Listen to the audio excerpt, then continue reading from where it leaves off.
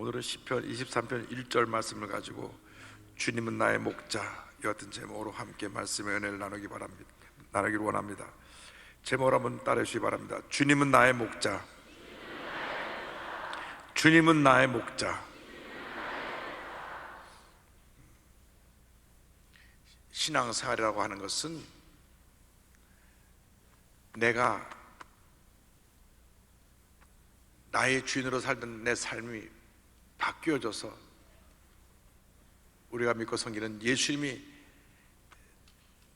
나의 주인이 되셔서 예수님을 주인으로 모시고 사는 삶이 된 것을 의미합니다. 그런데 예수를 믿고 난 후에도 내가 내 삶의 주인이 되어 살면 평생 동안 내가 나에게 당하는 모든 문제 어려움을 헤쳐나가느라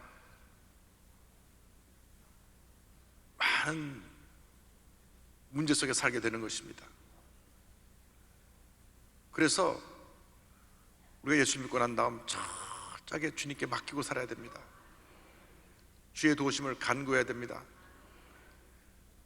내 중심으로 우리가 살아가다 보면 교회를 오래 다녀도 믿음이 자라지 아니하고 늘 제자리 걸음하게 될 뿐인 것입니다. 내 삶에 우리 주님을 모시고 살면 주님이 주신 기쁨과 평안을 가지고 승리의 삶을 살아갈 수가 있고 하나님께 인정받는 주님의 자녀로 살아갈 수 있게 되는 것입니다. 날마다 하나님의 말씀을 묵상하면서 기도하며 영적으로 성장하고 하나님 기뻐하시는 삶을 살아가는 우리가 되기 위해서 철저하게 주님 중심의 삶을 살아야 될 것입니다.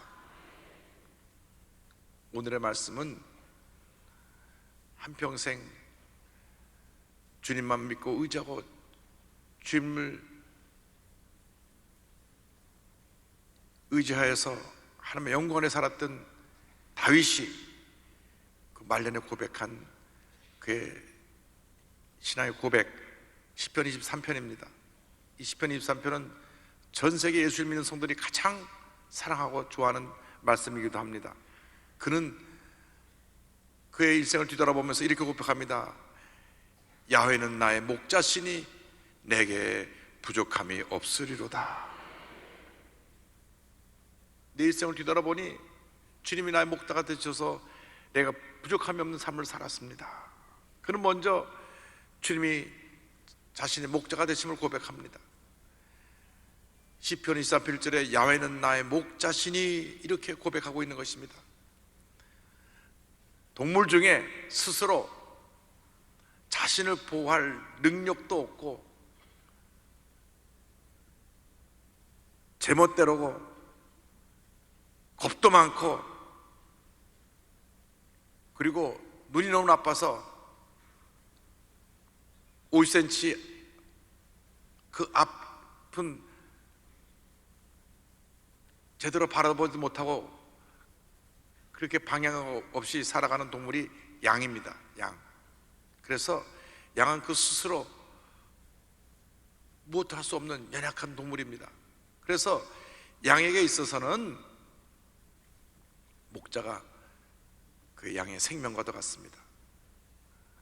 양의 모든 것이 목자에게 달려있는 것입니다. 그래서 좋은 목자를 만나면 그는 생명을 보호받고 필요한 모든 것을 공급받게 되는 것이고, 좀 게으르고 문제 있는 목자를 만나면 제대로 뭘 챙겨 먹지도 못하고 또 자기의 신변, 생명도 제대로 보장받지 못하는 그런 어려운 삶을 살게 되는 것입니다. 그런데 성경을 보면 우리 모두가 제멋대로 살아온 양과 같은 존재다 이렇게 성경은 말씀합니다. 이사야 53장 6절을 보니까 이와 같이 말씀합니다. 우리는 다 양 같아서 그릇 행하여 각기 제 길로 갔거늘 야훼께서는 우리 모두의 죄악을 그에게 담당시키셨도다. 목자 없이 이리저리 방하며 방향을 잃고 헤매고 있는 우리를 위해서 예수님이 이 땅에 오신 것입니다. 예수님이 참 목자로 오신 것입니다. 예수님이 오셔서 우리를 위해 우리의 죄를 짊어지고 십자가에 달려 돌아가셔서 우리에게 구원의 문을 열어주신 것입니다. 예수님이 요한복음 10장 11절에 말씀하셨습니다. 나는 선한 목자라. 선한 목자는 양들을 위하여 목숨을 버리거니와. 우리 주님은 선한 목자가 되어서 우리의 모든 것을 잘 알고 계십니다. 양들은 스스로 자기가 무엇이 부족한지 모르지만 양을 돌보는 목자는 다 알고 있는 것입니다. 그래서 요한복음 10장 14절 15절에 이렇게 주님 말씀하셨습니다. 나는 선한 목자라. 나는 내 양을 알고 양도 나를 아는 것이 아버지께서 나를 아시고 내가 아버지를 아는 것 같으니. 주님 말씀하셨습니다. 근데 모든 문제 원인이 바로 우리에게 있습니다. 자기 스스로 아무것도 할 수 없음에도 불구하고 내가 모든 걸 내 스스로 다 하려고 합니다. 그렇기 때문에 많은 문제가 생겨나는 것입니다. 여러분, 어차피 우리 힘에 붙인 인생인데 여러분 스스로 해결할 수 없는 문제를 해결하려고 애쓰지 말고 예수님을 여러분의 목자로 모시고 주님의 인도함을 받고 살아가는 여러분 되기를 바랍니다. 예수님이 우리의 길이 되시고 진리가 되시고 생명이 되십니다. 요한복음 14장 6절로 말씀합니다. 예수께서 이르시되 내가 곧 길이요 진리요 생명이니 나로 말미암지 않고는 아버지께로 올 자가 없느니라. 예수님만이 복의 근원 되신 하나님께로 우리를 인도해 주시는 유일한 길이 되시고 인생의 참된 목적을 깨닫게 해주시는 진리가 되시고 우리에게 영생을 주시는 생명의 근원이 되시는 것입니다. 이처럼 좋은 목자 되시는 예수님이 바로 우리의 구세주가 되셔서 우리의 일생을 인도해 주십니다. 예수님을 믿고 의지하고 바라보고 주님의 인도하심을 따라 살아가는 우리 모두가 되어야 합니다. 예수님께서는 길 잃고 헤매는 우리들에게 오셔서 영생 천국의 길을 제시해 주셨습니다. 베드로전서 2장 25절을 말씀합니다.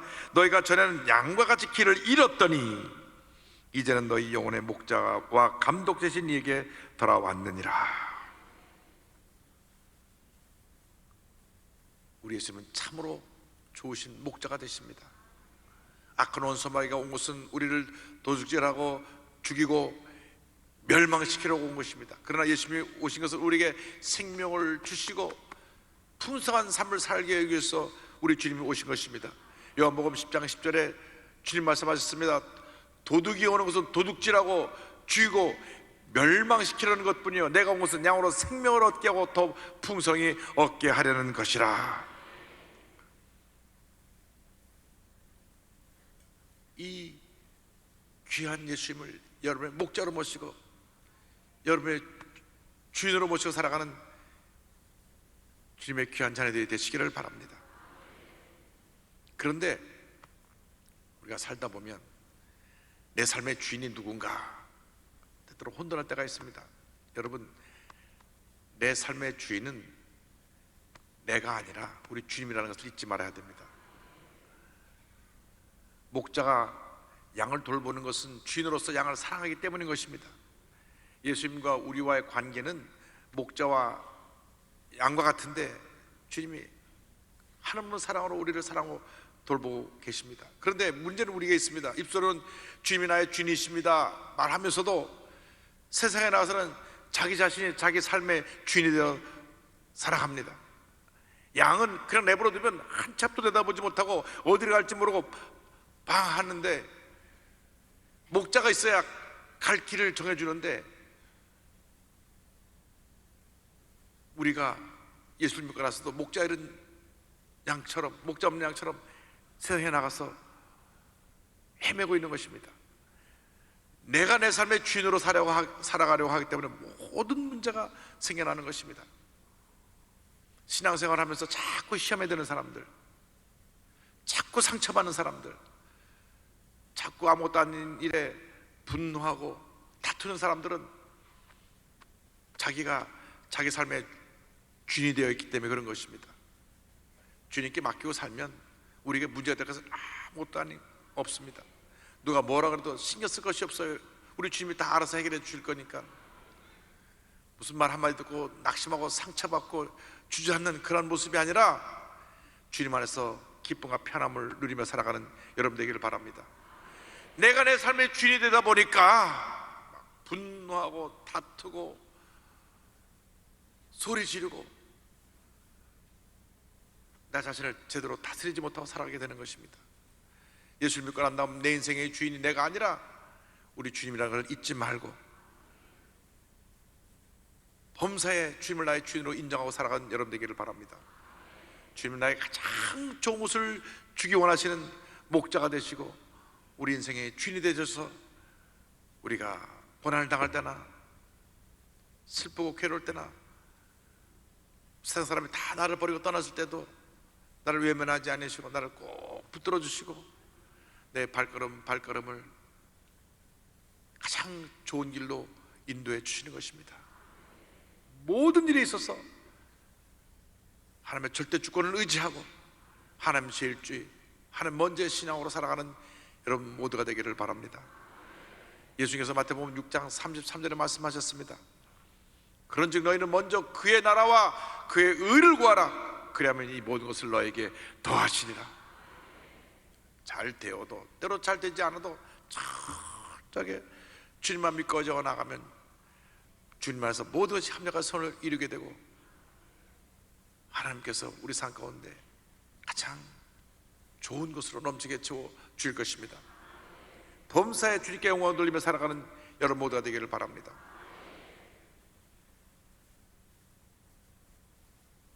고난하면 우리가 욥을 기억합니다. 욥처럼 고난당한 사람이 성경에 찾아보기 힘듭니다. 거부였던 그가 하루아침에 온 재산을 다 잃어버렸습니다. 7남 3녀 10자녀가 하루아침에 집이 무너져 다 죽었습니다.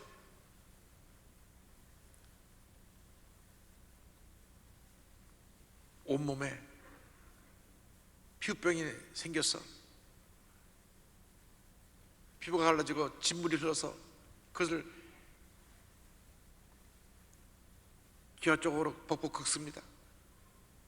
건강도 잃어버렸습니다. 검은 머리가 팥불이 되도록 살자고 했던 부인은 와서 하나님을 저주하고 죽으라 그러고 부인이 등을 돌렸습니다. 갖고 오던 친구들이 와서 손가락질합니다. 너 무슨 죄 져서 그래? 고난당한 친구를 위로해 주기는커녕 오히려 무슨 죄를 지었냐고 추궁합니다. 그런데 그런 절망적인 상황에서도 욥은 불평하지 않았습니다. 도도사나 같으면 하나님, 내가 하나님을 잘 섬겼는데 어찌 나에게 이런 고난을 주십니까? 내가 정말 주님이 원하시는 뜻대로 살았고 무엇 하나 잘못한 것이 없는데 왜 하루아침에 10자리를 다 빼앗아 가십니까? 그런데 성경을 보면 그 어디에도 욥이 그런 말을 했다는 기록이 없습니다. 욥기 1장 22절 보니까 욥이 이와 같이 말한 기록이 나옵니다. 이 모든 일에 욥이 범죄하지 아니하고 하나님을 향하여 원망하지 아니하니라. 여러분의 믿음이 이와 같은 성숙한 믿음의 모습이 되기를 바랍니다. 주님이 여러분의 목자가 되시면 어떤 문제를 만나도 어떤 절망의 상황에 처했어도 원망불평하지 아니하고 주님께 감사 찬양하며 주님만 바라보고 나갈 수 있게 되는 것입니다. 믿음이 없는 사람은 문제가 생기면 남 탓을 합니다. 하나님께 불평하기도 합니다. 하나님 살아계시다면 왜 나에게 이런 시련을 주십니까? 왜 우리 가정에 이런 고통을 주십니까? 왜 내 사업이 곤도박질합니까? 왜 이렇게 어려운 일이 내 앞에 계속 다가옵니까? 이렇게 불평할 수가 있습니다. 그런데 그러한 불평이, 그러한 원망이 문제를 해결해 주지 않습니다. 오히려 내 마음을 더 깊은 절망으로 떨어뜨리는 것입니다. 우리는 그러한 때 믿음의 눈을 들어 주님을 바라봐야 합니다. 주님, 나를 불쌍히 여겨주시고 나를 이 절망의 자리에서 건져주시옵소서. 주님 앞에 눈물로 기도하며 주의 도우심을 간구할 때 주님께서 우리를 절망의 자리에서 건져주시고 마음의 기쁨과 평화로 넘치게 채워주실 것입니다. 그리고 주님 안에서 부족함이 없는 인생을 살게 만들어 주실 것입니다. 시편 23편 1절은 이와 같이 고백합니다. 야훼는 나의 목자시니 내게 부족함이 없으리로다. 내게 부족함이 없으리로다. 내게 부족함이 없으리로다. 우리 모두가 무언가 부족함을 느끼며 살아가는 인생입니다. 많은 것을 가져도 더 갖고 싶어하는 것이 일반 사람들의 모습입니다. 사업이 잘 돼서 돈을 많이 번 사람한테 사장님 이제 이렇게 사업이 잘 되는데 또 다른 소원이 있습니까? 돈 더 많이 버는 겁니다. 더 많이 벌게 돼서 또 와서 묻습니다. 또 다른 소원이 생겼습니까? 더 많이 버는 것입니다. 그렇게 많은 부를 수했다고 할지라도 내 호흡이 멈추면 다 놓고 가는 것입니다. 진정한 부자는 그것을 잘 쓰는 사람이지 움켜쥐고 있다가 세상을 떠는 사람이 아닙니다. 그런데 다윗은 주님의 은혜가 얼마나 감사한지 내게 부족함이 없으리로다. 그가 다 가졌기 때문에 고백한 것이 아닙니다. 주님이 계시기 때문에, 주님이 나의 모든 것이 되시기 때문에 나는 주님 안에서 부족함이 없습니다. 주님 한 분만으로 만족합니다. 그래서 그가 삶의 음침한 골짜기를 다니고 원수의 목전에서 고통을 당했어도 부족함이 없다고 고백을 한 것입니다. 시편 23편 4절과 5절은 이와 같이 말씀합니다. 내가 사망의 음침한 골짜기로 다닐지라도 해를 두려워하지 않을 것은 주께서 나와 함께 하심이라. 주의 지팡이와 막대가 나를 안위하시나이다. 주께서 내 원수의 목전에서 내게 상을 차려주시고 기름을 내 머리에 부으셨으니 내 잔이 넘치나이다. 다윗은 불완전한 자신을 바라보지 아니하고 완전하신 하나님, 전능하신 하나님을 바라보았습니다. 하나님을 바라보는 그 순간 내게 부족함이 없습니다. 여러분 자신을 바라보면 부족한 것 투성입니다. 이웃 사람을 바라봐도 부족한 것 투성입니다. 환경을 돌아봐도 부족한 것 투성입니다. 주님을 바라보고 주님께 초점을 맞출 때 내가 부족함이 없다고 고백할 수 있게 되는 것입니다. 우리 인생은 유한한 존재입니다.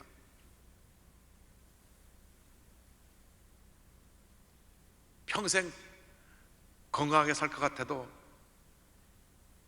요즘 보니까 100세까지는 사시는 것 같아요. 100세 안팎으로 주님 부르시면 가더라고요.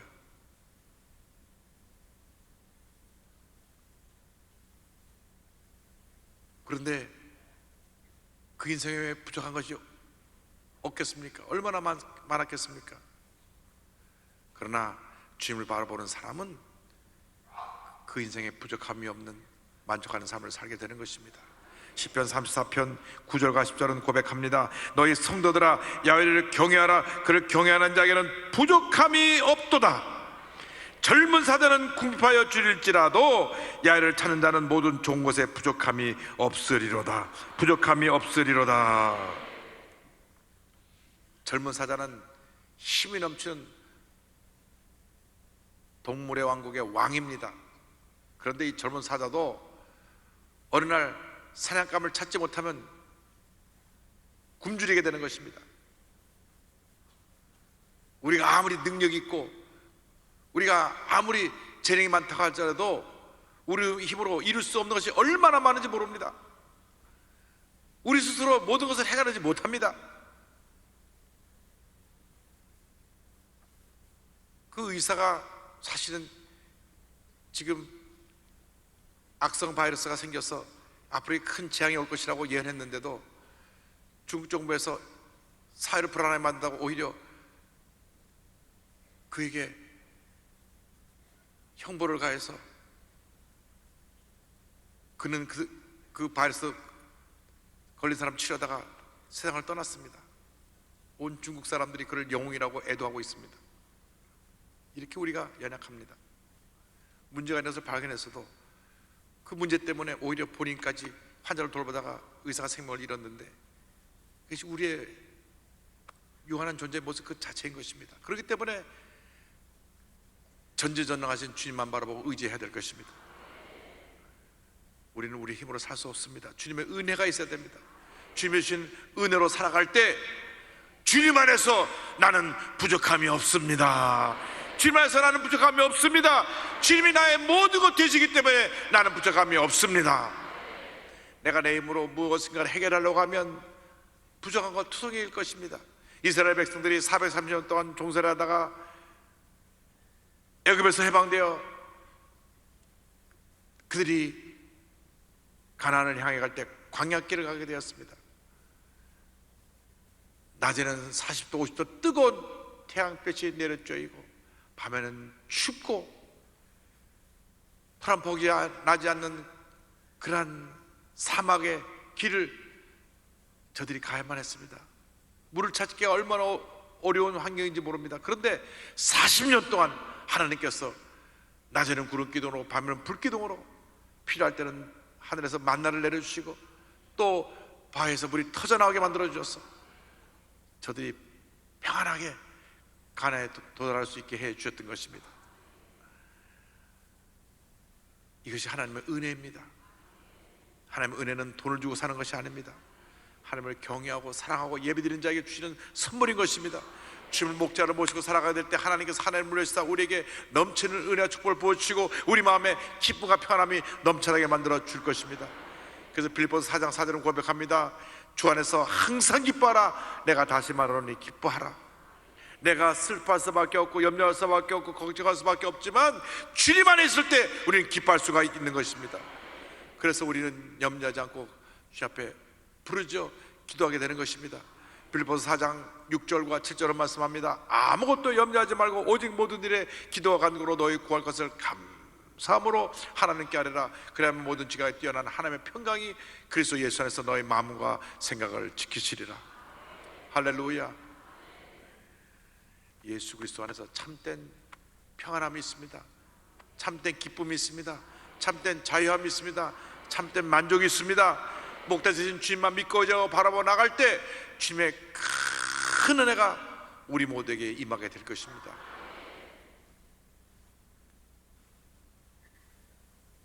지난달에 나는 같이 살기로 했다라고 하는 책이 출간됐는데 고난 중에 고난을 헤쳐 승리한 한근영 사모의 간증을 담은 책입니다.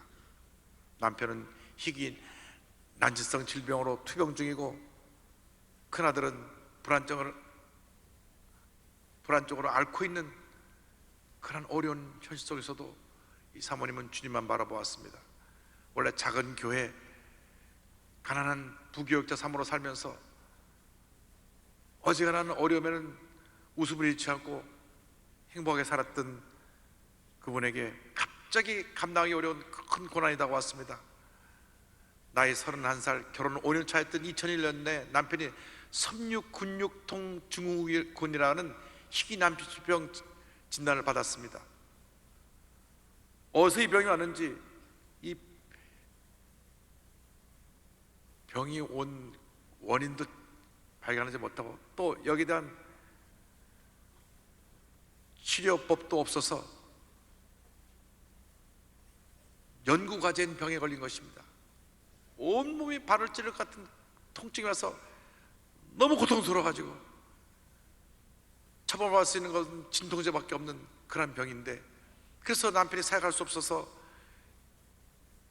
사표를 내고 쉬었다가 몸이 조금 좋아져서 다시 또 사역을 하다가 다시 또 그만두고, 그래서 이 사모님이 가족의 생계를 책임져야만 했습니다. 일주일에 하루 이틀 겨우 몸을 움직이는 남편이었는데, 그래도 목사님이니까 주의를 해야 되니까 조그만 방 한 칸에서 2008년도에 교회를 개척했습니다. 담투고 길 닦는 교회라는 교회를 개척하고 이제 가정에서 예배를 드리는데, 개척 후 1년 만에 초등학교 5학년이었던 큰아들이 갑자기 불안증을 앓기 시작하는데 원인 모를 막 코피를 쏟고 막 다리에 통증과 어지러움을 호소하고, 해가 지나도 병이 낫지 않아서 학교를 쉬게 되고, 그러다 보니까 남편 돌봐야 되죠, 아들 돌봐야 되죠, 본인도 우울증에 걸리고 수입은 없고 통장은 바닥이 나고 너무 힘들고 어려워서 울면서 하나님께 부르짖어 기도합니다. 하나님은 왜 나를 내버려 두시나요? 나는 완전 사막 한복판, 어쩌면 망망대해 한복판에 버려졌어요.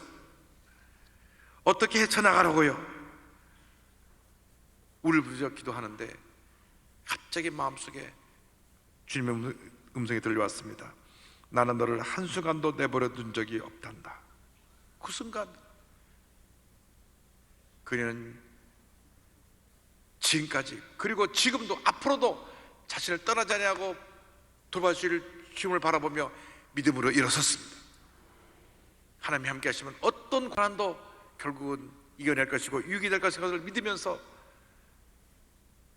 고난과 싸우며 하루하루 믿음으로 전진해 가는 가운데 남편이 건강에 서서 회복되고, 또 큰아들은 미술에 재능이 있는데 미술에 전념하면서 오랫동안 복용했던 항우울증 그 약을 또 끊고, 둘째 아들은 학교에서 공부를 잘해서 고등학교 또 전체 수석으로 공부하고 있고, 그래서 하나님의 은혜가 임해가지고 가정에서 예배드린 얘기를 예배가 부흥해서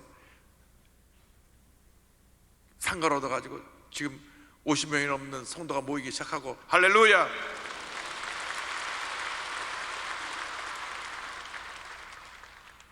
하나님의 은혜가 너무 감사해서 이렇게 고백합니다. 하나님은 제게 많은 일이 회복 중임을 보게 하심으로 고통에는 반드시 끝이 있음을 믿게 하셨습니다. 그래서인지 새롭게 시작된 또 다른 고통의 문제에도 믿음으로 대응할 용기가 납니다. 물론 어떤 고통은 10년, 20년 때론 평생에 걸쳐 씨름해야 하겠죠. 하지만 그런다 한들 두려워 떨 이유가 무엇이겠습니까? 어차피 우리는 한치 앞을 볼 줄 모르고 작은 문제도 스스로는 해결 못하는 양들이기에 어떤 문제 앞에서도 한 발 한 발 선한 목자의 뒤만 따라갈 뿐입니다. 그러면 종래 주께서 그 한 걸음들을 모아 우리 인생의 그림을 가장 아름답게 완성하실 것입니다. 할렐루야!